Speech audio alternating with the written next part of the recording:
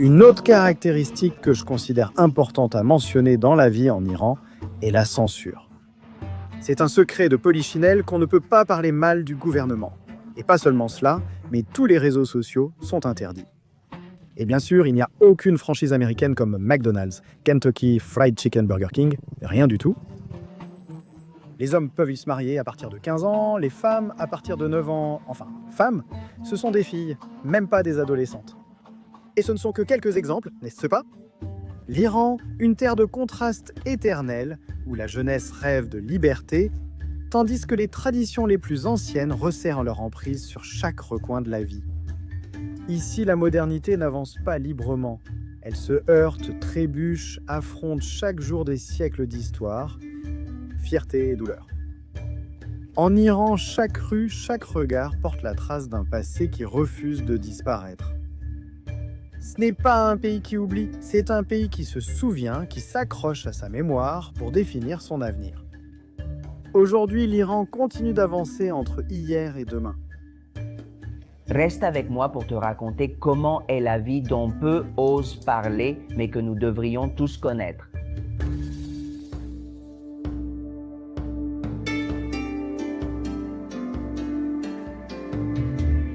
Salut, comment vont ces fous de voyage? Dans une nouvelle vidéo à travers l'ancien empire perse. Nous sommes en Iran et nous allons vous parler, comme vous l'avez lu dans le titre de cette vidéo, de comment est la vie en Iran. Dans cette vidéo, nous allons explorer un peu de l'histoire, la culture, la société, la gastronomie et quelques faits intéressants sur ce magnifique pays que nous parcourons déjà depuis quelques jours. Nous sommes venus manger dans un restaurant traditionnel iranien. Le style des tables est posé sur des planches et ils mettent des tapis pour que l'on puisse s'asseoir pieds nocils. En général, on mange avec la main ou on te donne seulement une fourchette et une cuillère, il n'y a pas de couteau. Et tout repas iranien commence par une bonne assiette de yaourt à l'ail. Ce n'est pas un yaourt ordinaire, c'est un yaourt un peu amer, un peu salé.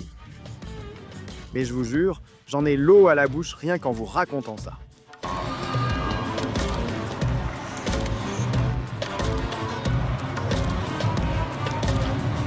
Trop bon. Ce yaourt est la sauce parfaite, que ce soit avec du pain, du poulet, du riz, de la viande ou n'importe quoi d'autre. Regardez toutes ces délicieuses choses qui viennent d'arriver. Ici, nous avons une sorte de crème d'aubergine. Ce n'est pas exactement le baba ganoush arabe que nous connaissons, mais c'est très similaire. Ici, nous avons une crème de légumes, un peu comme un ragoût, et là-bas, nous avons des ailes de poulet, bien sûr, accompagnées de riz et du yaourt. Nous allons goûter. On ouvre le petit pain, ça ressemble à une crêpe. On va d'abord goûter cette petite crème.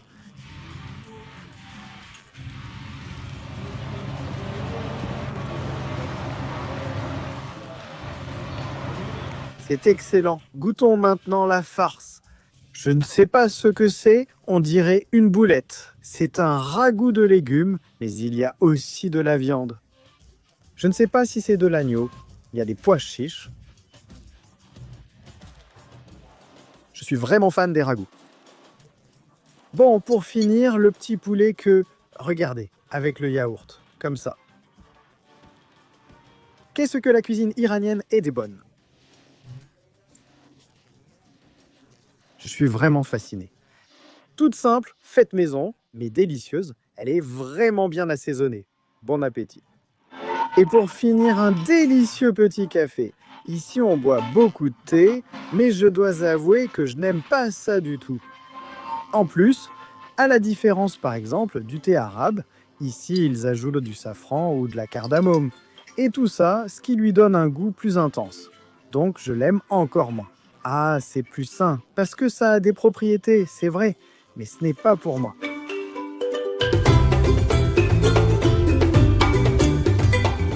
Notre premier arrêt dans ce parcours sera dans une ancienne fabrique de glace.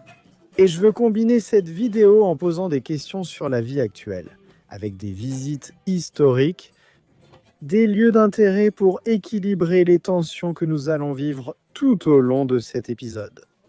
Je sais que ça va être assez controversé, assez dur, intense, difficile à digérer. Alors je veux aussi vous montrer des inventions, des merveilles de ce pays. Admirez les capacités et l'ingéniosité humaine. C'était une fabrique de glace il y a 400 ans. Ce que vous voyez ici devant étaient des bassins que l'on remplissait d'eau pendant l'hiver. Et comme les températures descendaient en dessous de 0 degré, l'eau gelait. Ensuite, ils découpaient cette glace en portions et la stockaient dans un entrepôt à l'intérieur de cette structure qui, malheureusement, est fermée. Et là, elle pouvait rester de l'hiver jusqu'à l'été. Alors, ils vendaient la glace au gouverneur, au roi et au plus haut placé, celle qui était la plus propre, sans aucune saleté, la plus dure, la plus grosse. Et ensuite, la glace de qualité intermédiaire était vendue aux commerçants, qui venaient en faire leur route en traversant tout le désert. Enfin, la glace qui restait salie, râpée et rayée, ils l'utilisèrent pour faire des boissons et des petites glaces, et puis la vendre aux gens ordinaires. Vous pouvez imaginer que le dépôt de cette fabrique de glace avait la même profondeur que la hauteur de ce dôme en adobe que vous voyez là devant. Malheureusement, nous sommes à contre-jour et on ne voit pas très bien, mais c'est gigantesque. C'est pareil sous terre aussi, et c'est pour cela que ça se conservait aussi longtemps.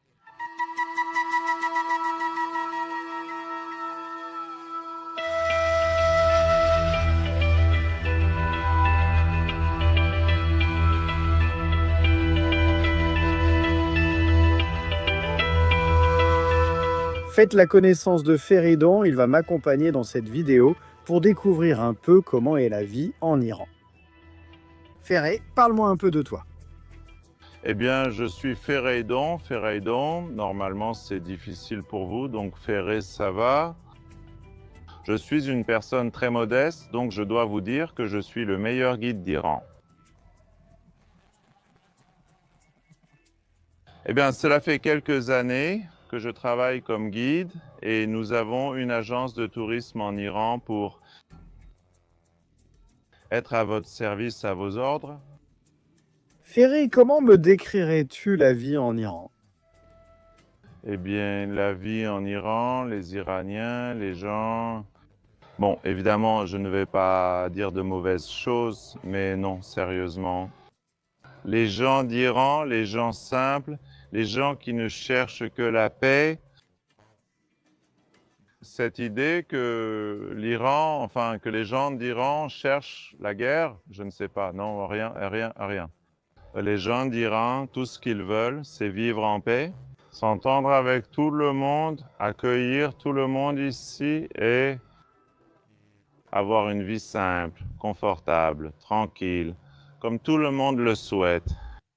Le gouvernement n'est pas la même chose que le peuple, n'est-ce pas? Eh bien, cette question est un peu critique, mais parfois peut-être que ceux du gouvernement doivent ou veulent ou agissent en cherchant certains conflits. Mais moi, en tant qu'Iranien, eh bien, je ne le veux pas. Et ce que je vois et ce que nous vivons, c'est une chose simple. Nous poursuivons notre parcours, cette fois dans un caravansérail qui était une sorte d'hôtel pour une seule nuit. Dans l'Antiquité, ici les marchands de passage venaient, ils pouvaient dormir sous des arches comme celles que vous voyez là, de façon économique, où il y avait aussi des chambres un peu plus privées, des chambres partagées. C'était un mélange de tout, auberge, hôtel, motel, qui sait? Et c'est très intéressant parce que l'architecture est vraiment magnifique. Là-bas, ils installaient leurs tentes de camping, et sur ces blocs de bois que vous voyez ici, ils attachaient les chameaux ou les chevaux selon le cas. Ces endroits sont impressionnants parce qu'ils étaient très bien ventilés et ils avaient quelque chose qu'on appelle des tours à vent, spécialement pour les aqueducs. C'est là qu'ils stockaient de l'eau qui venait de toute la montagne.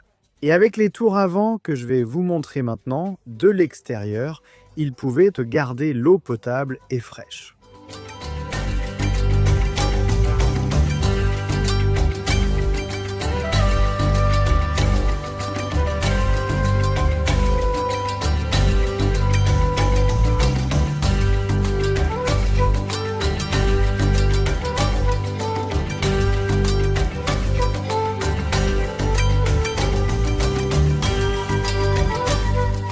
Et puis autour de l'hôtel, il y avait ces petits stands où les gens vendaient leurs objets artisanaux, leurs textiles et d'autres produits. Et au centre de l'hôtel, il y avait ces plateformes pour que les chameaux, qui étaient super grands, puissent décharger leurs matériaux, tout ce qu'ils portaient sur leur dos, et que ce soit plus facile pour les gens. Donc, Ferry, question suivante. Comment est la sécurité en Iran? Quels sont les taux de criminalité? Raconte-moi un peu plus. Eh bien, la sécurité en Iran? Je vais vous dire quelque chose que je pense que vous n'allez pas croire, mais c'est un pays super sûr, vraiment très sûr. Eh bien, il ne nous est jamais rien arrivé, jamais. Mais bon, c'est comme partout ailleurs dans le monde. Il se peut qu'il y ait un vol. Je ne sais pas qu'on vous vole votre téléphone portable comme partout ailleurs dans le monde, mais ce n'est pas comme dans certains pays. Si tu ne fais pas attention à ton téléphone, on va te le voler rapidement. Mais non, ce n'est pas du tout comme ça. Et pour les touristes, encore moins, parce que les voleurs ici ne feraient jamais ça aux touristes. Parce que, bon, d'un autre côté, la sécurité des touristes, c'est aussi très, très important pour le gouvernement. Donc, il n'arriverait jamais rien aux touristes. D'ailleurs, nous avions beaucoup de voyageuses seules qui sont venues ici, qui ont passé ici 10, 20 jours.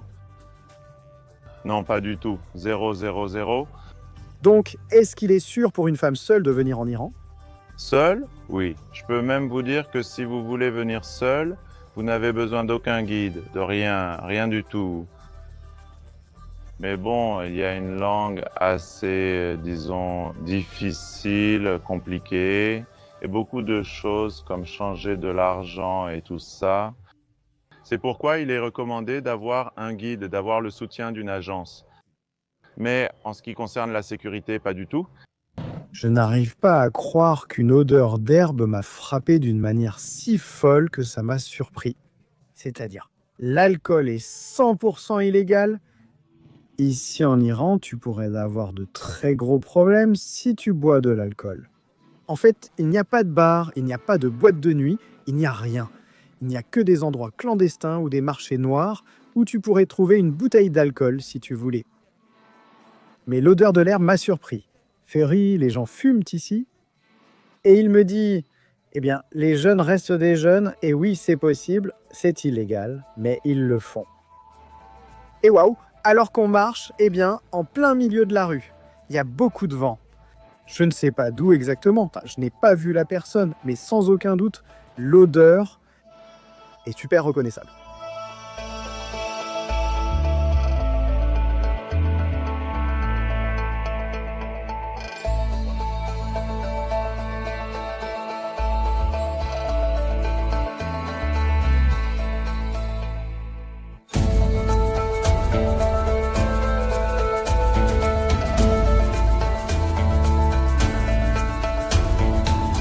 Ferry, où sommes-nous?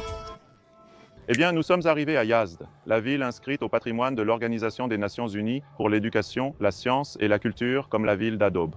Oui, nous sommes arrivés là-bas, nous sommes dans une maison typique, vraiment typique, qui est maintenant un hôtel, un boutique-hôtel. Normalement, dans cette ville et cette région, les hôtels sont ainsi pour les petits groupes.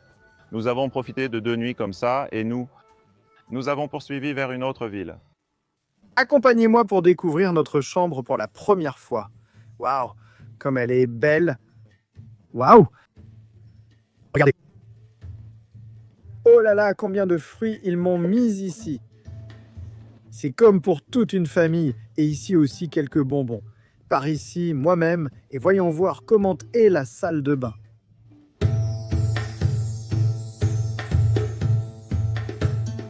Ah, c'est qu'il y a un autre étage. Waouh! Assez classique.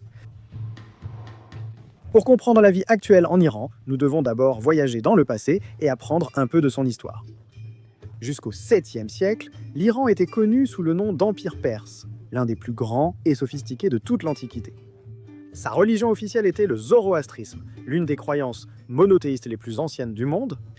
Les Perses croyaient en Ahura Mazda, le dieu de la sagesse et du bien suprême. Et leur philosophie tournait autour d'une bataille éternelle entre le bien et le mal. Mais au 7e siècle, tout allait changer. Les Arabes musulmans ont conquis le territoire et ont introduit l'islam sunnite. Au début, la Perse a réussi à maintenir une certaine pluralité culturelle et à vivre une époque de splendeur intellectuelle. La science associée, la philosophie, la médecine, la poésie et l'art ont prospéré. Dans ce que nous appelons aujourd'hui l'âge d'or islamique. Passons maintenant au XVIe siècle. Avec l'arrivée de la dynastie safavide, le schisme s'impose comme religion officielle, le contrôle religieux s'accroît, bien que l'Iran ne devienne pas encore un État théocratique. Selon la région, il y avait des zones plus conservatrices et d'autres plus ouvertes. Mais le grand rebondissement de cette histoire est arrivé en 1925. Reza, le Shah Pahlavi, prend le pouvoir, renversant les derniers vestiges du contrôle régional. Une ère de transformation commence. Le pouvoir des religieux est réduit, l'obligation du port du voile disparaît. Introduction de code civil européen. L'éducation laïque axée sur la science, l'histoire et l'art est encouragée et le pays se modernise avec des universités, des routes et des chemins de fer. Dans les années 60 et 70, Téhéran, la capitale, se transforme. Des discothèques et des bars ouvrent, la vente d'alcool est autorisée et la mode occidentale est introduite. Oui, des femmes en mini-jupe, décolletées et talons faisaient une partie du quotidien en Iran. Mais tout n'était pas parfait.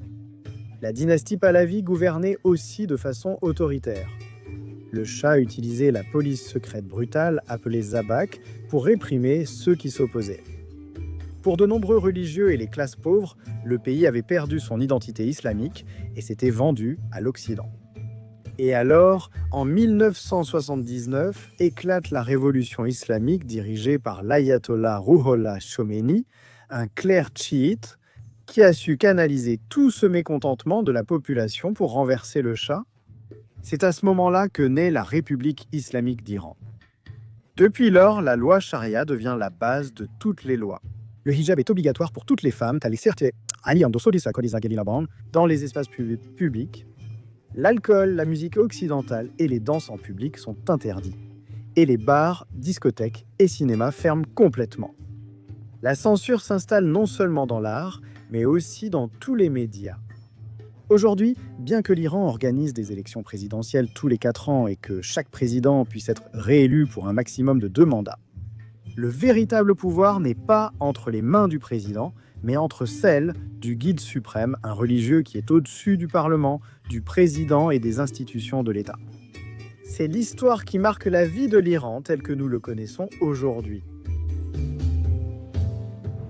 Nous sommes sortis de l'hôtel et nous sommes passés devant une petite boutique locale qui vend du sucre. Cristallisé. Mais je ne l'avais jamais vu présenté de cette façon. Regardez. Ici, elle est plus blanchâtre, mais un peu jaunâtre. Et par ici, elle est plutôt marron orangé.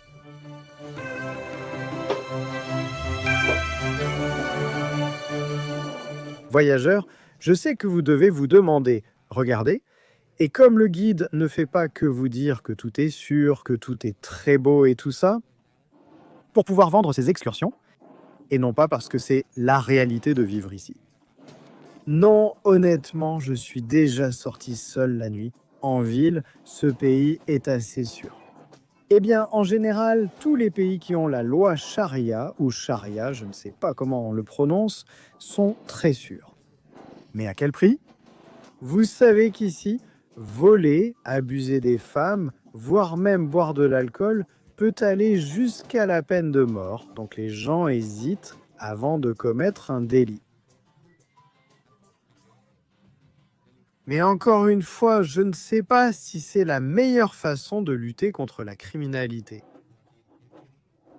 Mais c'est la réalité de ce qui se vit ici et dans beaucoup d'autres pays, qui ont aussi cette loi. Il y a quelques années, j'ai été à Brunei, qui est la dernière dictature monarchique du monde, et ils appliquent aussi cette loi au quotidien dans le pays. C'est, comme je vous l'ai dit, la même loi qui interdit aux femmes de sortir dans la rue sans voile. Même si j'ai l'impression que ces 2 dernières années, ou du moins c'est ce que me dit Fereidoun, elle s'est un peu assouplie. J'ai vu beaucoup, vraiment beaucoup de femmes sans le voile, mais elles le portent autour du cou, c'est-à-dire elles portent comme une écharpe pour ainsi dire. De telle sorte que si elles doivent le mettre, elles le mettent. Mais j'ai vu beaucoup de femmes sans le voile. Eh bien, en fait, pendant que je parle, juste à côté de moi, regardez, il y a 2 femmes sans voile. Alors, nous les hommes, nous ne pouvons pas nous promener en t-shirt ni en short. Moi, j'aime bien porter un t-shirt avec cette petite chemise par-dessus. Et Ferry m'a dit, frère, tu ne peux pas enlever ta chemise pour rien au monde. C'est-à-dire, je ne peux pas avoir les épaules découvertes. Moi, en tant qu'homme, je ne peux pas sortir en short. Il est totalement interdit de porter des pantalons courts. Et ça, ce ne sont que quelques-unes des choses, hein, non? Bien sûr, l'alcool est totalement interdit. Les danses, les démonstrations d'amour en public. Tu ne peux pas te promener main dans la main avec une personne qui n'est pas ta femme. Et même si c'est ta femme, tu ne peux pas l'embrasser dans la rue. Eh bien, voici quelques-unes des lois, surtout concernant le comportement en public. Ensuite, oui, il y a une partie un peu plus intense quand on parle, comme de la famille. Les hommes peuvent se marier à partir de 15 ans, les femmes à partir de 9 ans. Eh bien, des femmes, des filles, même pas des adolescentes, on peut les marier. Et pour divorcer, l'homme peut le faire quand il veut, mais la femme a besoin d'une excuse valable, avec des témoins. Comme si son conjoint la trompait, se droguait ou ne pouvait pas subvenir aux besoins du foyer, pour pouvoir aller devant un clerc qui, est comme un juge religieux, et demander à ce qu'on lui accorde le divorce. Bien sûr, la plus grande partie de l'héritage revient à un fils qu'à une fille, s'ils en ont tous les deux. Et s'ils se séparent, la garde des enfants revient au père, pas à la mère. De facto sans droit de réponse. À moins, encore une fois, qu'il soit prouvé que le père ne peut pas subvenir aux besoins de la famille.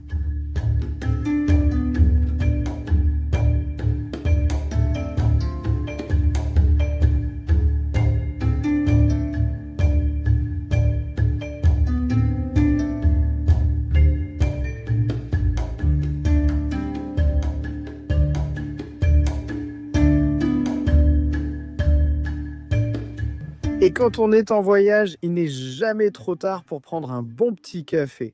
Et je dois souligner que je n'ai pas encore bu un seul mauvais café en Iran. Ils ont tous été merveilleux.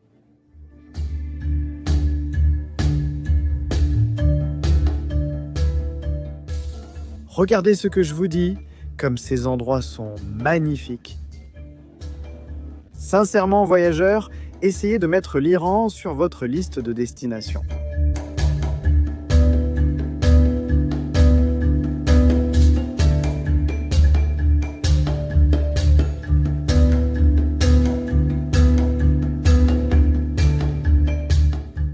Lors de notre visite de l'après-midi au Caravansérail, j'ai oublié de vous montrer les tours avant comme promis. Mais ce sont justement celles que vous voyez ici au fond dans la vidéo. Et elles servaient non seulement à ventiler les espaces, mais aussi à rendre l'eau potable. Et on disait que plus la tour du vent avait d'ouverture, plus le propriétaire était riche.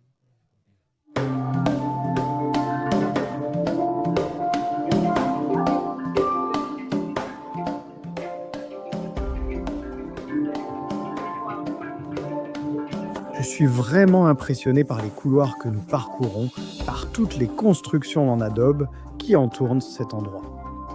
Même la musique de l'enfant m'a transporté dans un endroit de paix tellement merveilleux. Que ça me donne envie de demander à Ferry, qu'est-ce que vous faites ici pour vous divertir le week-end? Ferry va nous répondre tout de suite. Ferry, raconte-moi, que faites-vous normalement pour vous divertir le week-end pendant vos vacances? Eh bien, pour s'amuser, sincèrement, on fait ce que vous faites, sans boire d'alcool. Et une autre chose, nous n'allons pas dans les piscines, enfin hommes et femmes ensemble. C'est ce qui, pour nous, en tant que musulmans, est interdit. Nous ne le faisons pas, nous ne devons pas le faire, nous ne devons pas boire d'alcool. Nous n'aimons pas boire d'alcool, mais sinon, nous nous réunissons en famille et entre amis, le week-end, dans les centres commerciaux pour faire des achats, faire ce genre de choses. Comme tout ce qui se fait partout dans le monde, D'accord, mais sans alcool. sans l'alcool. D'accord. Je suis fasciné par l'artisanat iranien. Je crois que je vous l'ai déjà dit dans d'autres vidéos. Si je n'avais pas encore 4 ou 5 pays à visiter pendant ce voyage, j'emporterais tout dans ma valise. Comme vous pouvez le voir, les produits en cuivre avec des petites pierres turquoises sont parmi les plus populaires ici en Iran. Et Ferry va nous expliquer comment ils sont fabriqués. Eh bien, nous avons un peu de cuivre. Ensuite, ces petits morceaux de turquoise sont collés avec une sorte de colle, ou plutôt une sorte de pâte. Ils sont fixés tout autour, comme ça. Oh non, ce que nous devons savoir, c'est que, comme l'explique le maître, la turquoise, lorsqu'elle est exposée à l'air libre, s'oxyde et perd sa couleur. Donc, il les colle tout autour avec un certain type de colle ou de pâte spéciale. Ensuite, il les polisse. Ça donne quelque chose comme ça. Il a déjà de la couleur, une couche de polyester. Et il ressort aussi brillant, quelque chose de petit pour pouvoir le tenir. Voilà la différence. Waouh!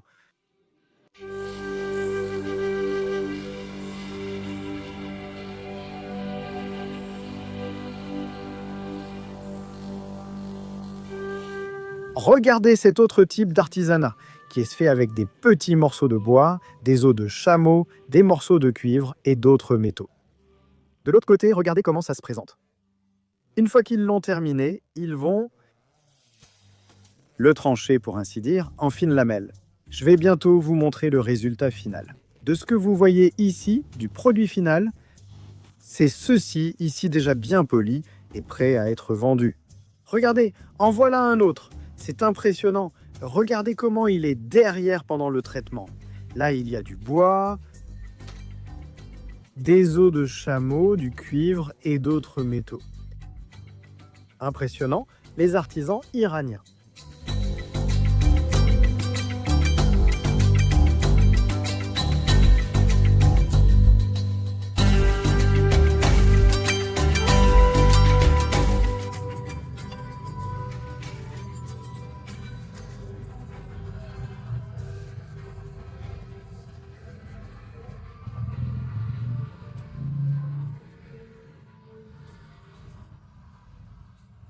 Waouh, de la poésie et de l'art partout. Je suis fasciné en parcourant ces rues d'Iran, mais je suis aussi très fatigué. Alors, on va déjà dormir. Et demain, nous continuerons cette vidéo pour découvrir comment est la vie dans ce pays. Nouveau jour, même vidéo et tenue. Bien sûr, vous savez que quand on voyage, on a le droit de porter chaque tenue au moins 2 ou 3 fois. Sinon, imaginez une petite valise avec 10 tenues pour 3 mois. Il faut bien les faire durer, non? Mais bon, voyageurs, aujourd'hui nous sommes venus autour du silence. C'étaient les cimetières dans la religion du zoroastrisme dont je vous ai déjà parlé auparavant.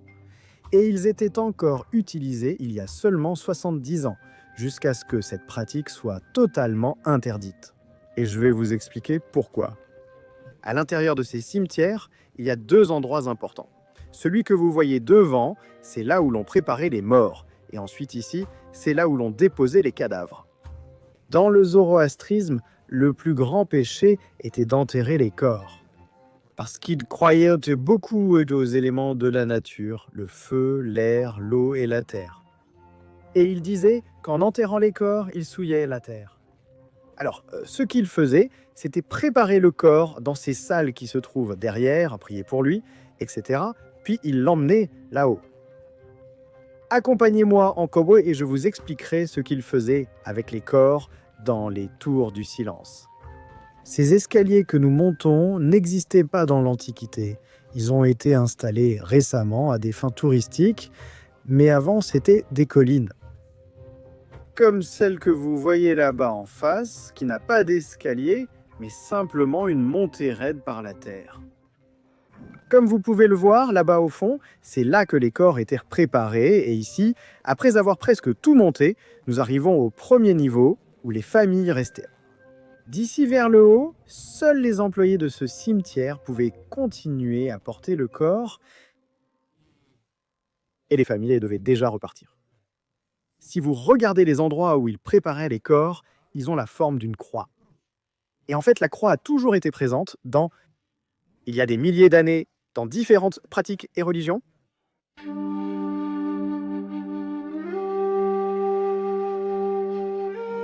Nous sommes arrivés au sommet de cette petite colline et nous allons entrer pour vous montrer à quel point cet endroit est impressionnant. D'accord. Vous pouvez voir que c'est un cercle géant. Divisez ceci en 3 diamètres différents. Dans la partie la plus proche du mur, pour ainsi dire, il déposait les cadavres des hommes. Puis au milieu, ceux des femmes, et un peu plus au centre, ceux des enfants.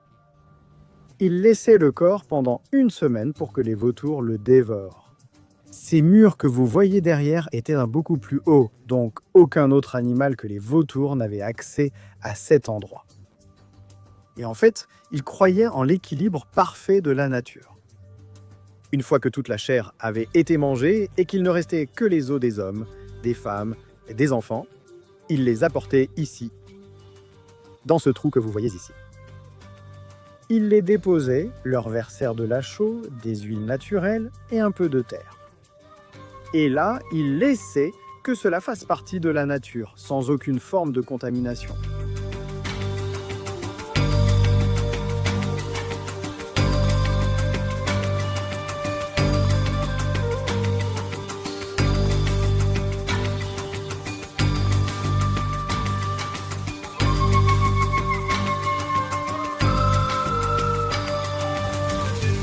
Fascinant, regardez ça.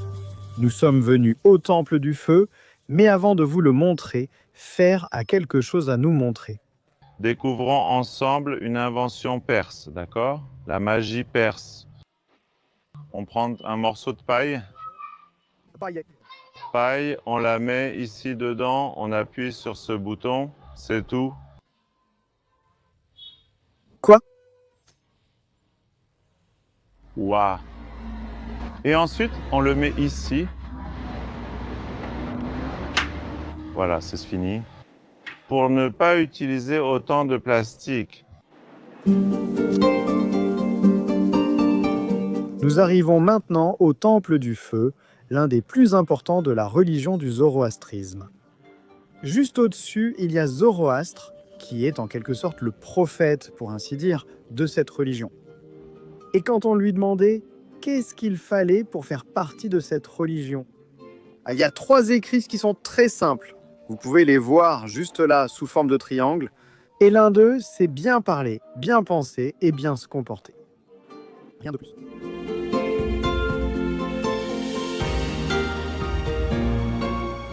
Je viens de sortir de la partie intérieure du temple où j'ai rencontré la flamme éternelle.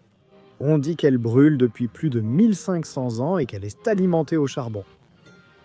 Alors des personnes se relaient toutes les 8 heures pour l'alimenter depuis plus de 1500 ans. Malheureusement, il y a une sorte de vitre et on ne pouvait pas bien la voir à la caméra. Mais Feridon me l'a montré dans une vidéo sur son téléphone portable et là, on peut le voir beaucoup mieux. J'ai d'autres questions sur la vie en Iran parce qu'on lit beaucoup de choses sur Internet. Mais le mieux, c'est de vérifier avec un local. Quel est le salaire minimum dans ce pays? Eh bien, le salaire minimum, pour te dire, officiellement, c'est presque 130, 140 $ par mois, ce qui ne vaut rien. Selon l'inflation que nous avons, eh bien, cet argent, on peut dire que plus ou moins, personne ne gagne vraiment cet argent. Eh bien, évidemment, il y a des employés qui le gagnent, à qui on paye un peu plus parce qu'ils font des heures supplémentaires, ils travaillent plus, mais des personnes qui ont une famille, oui, ils auront un autre travail, au moins d'autres postes ou horaires de travail. Ou ceux qui travaillent sur le marché ou dans d'autres secteurs, normalement, ils gagnent plus. Parce que pour pouvoir subvenir aux besoins d'une famille de 3 personnes, au moins, il faut quelque chose comme 300 $ par mois. Et les femmes ne travaillent pas. Les femmes elles travaillent très facilement, tout ce que font plus ou moins les hommes. Par exemple, dans le domaine de la réparation des voitures, eh bien non, beaucoup moins, presque jamais. Mais dans les universités, dans les organisations, dans les bureaux, oui, c'est normal, tout à fait normal. Elles travaillent et gagnent, mais elles gagnent autant que les hommes. Exactement. Alors, l'homme et la femme pourraient travailler pour atteindre ces 300 $ environ et subvenir aux besoins du foyer. Oui, et la culture? Eh bien, avant, ici, ce n'était pas comme ça. Nous avions une culture un peu plus fermée, disons, avec plus de respect envers les femmes. Et maman a toujours pris soin et prend soin de la famille à la maison. Mais bon, le monde change, la situation économique aussi, et l'idéologie des gens également. Et elles aussi veulent, peuvent et travaillent. D'accord, merci Ferry. Voilà.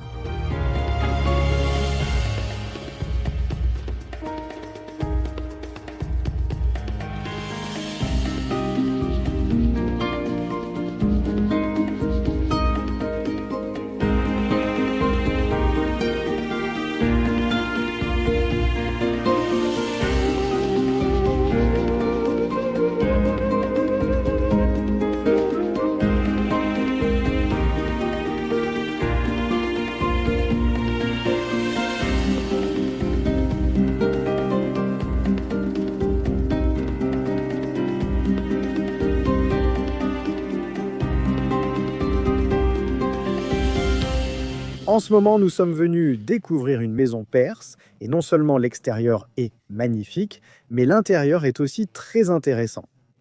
Comment ils faisaient pour obtenir de l'eau?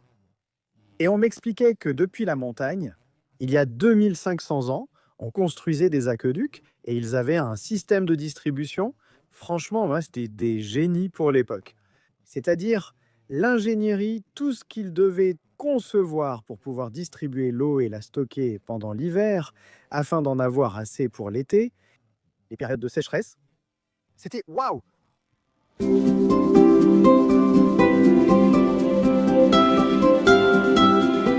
Beaucoup de maisons avaient cet endroit qu'on appelait Sardobe, et c'était essentiellement pour se réunir.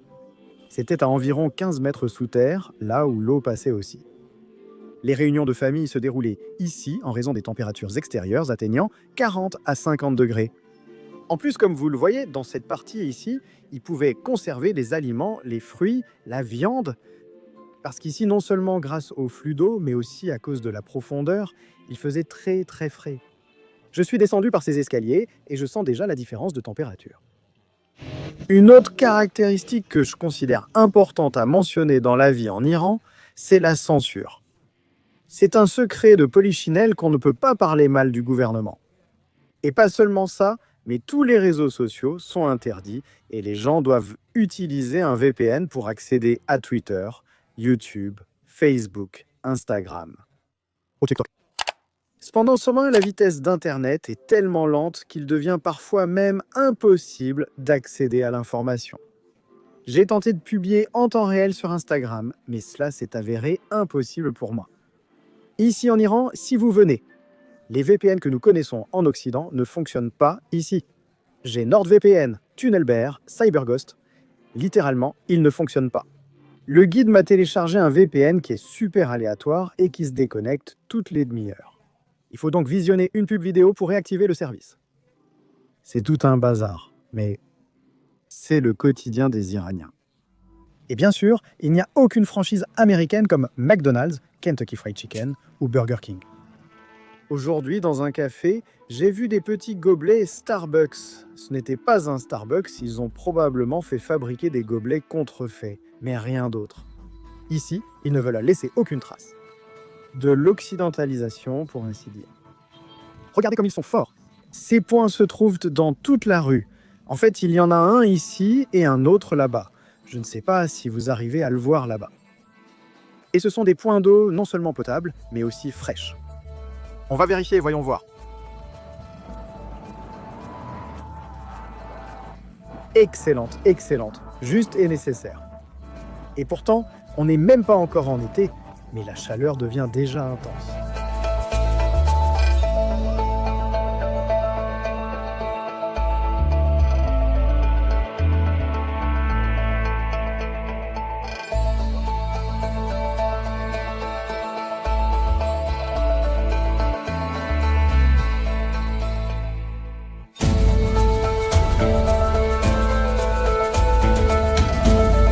Maintenant, nous sommes venus découvrir la mosquée qui possède les minarets les plus hauts du pays, avec 57 mètres de hauteur. C'est un spectacle. L'une des choses qui m'a le plus surpris en entrant et en l'observant en détail, c'est de découvrir le symbole de la svastika, que certains d'entre nous connaissent à cause de la période de Hitler et des nazis, mais en réalité, ce symbole existe depuis des milliers d'années. Dans l'Antiquité, cela représentait les 4 éléments déjà mentionnés, l'eau, le feu, la terre et l'air. Et ensuite, avec l'arrivée de l'islam, cela signifiait l'unité entre les différentes branches ou sectes de l'islam, pour les unifier tous dans une même croyance. Ferry, si une personne veut venir en Iran, que doit-elle faire?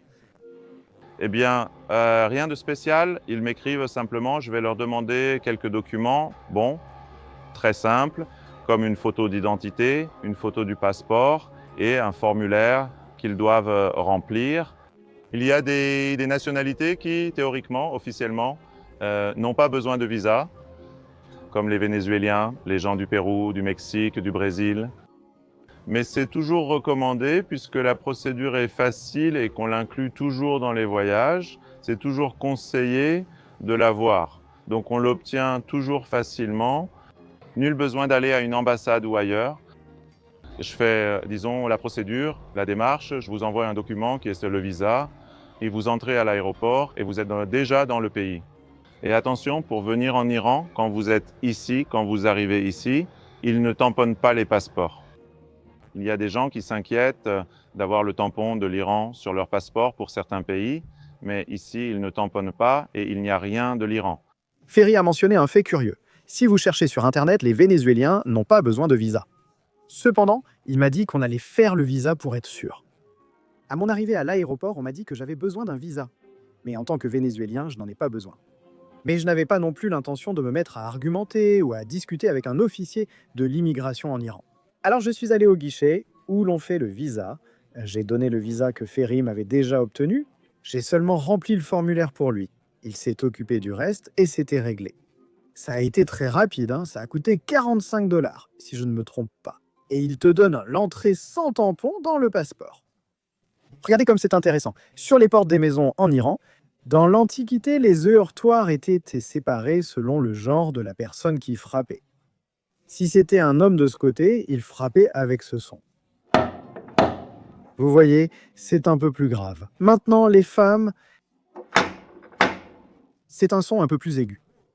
De cette façon, ceux qui vivaient dans la maison savaient s'il fallait qu'un homme ou une femme vienne accueillir la personne. Voyageurs, je vais arrêter cette vidéo ici. N'oubliez pas de me laisser dans les commentaires si vous avez d'autres questions ou des doutes sur la vie en Iran. Et bien sûr, avec mon guide Ferry, nous allons répondre et essayer d'éclaircir toutes vos questions. Vous le savez déjà, si vous voulez venir en Iran, n'oubliez pas de le contacter, suivez-le sur son compte Instagram, suivez B Persia, car ils y publieront les différents forfaits et les différentes destinations. Je suis venu en Iran pour 8 jours, mais il y a des programmes de 10, 16, 20, voire jusqu'à un mois. C'est un pays très très vaste et il possède une diversité spectaculaire à découvrir quand vous le souhaitez.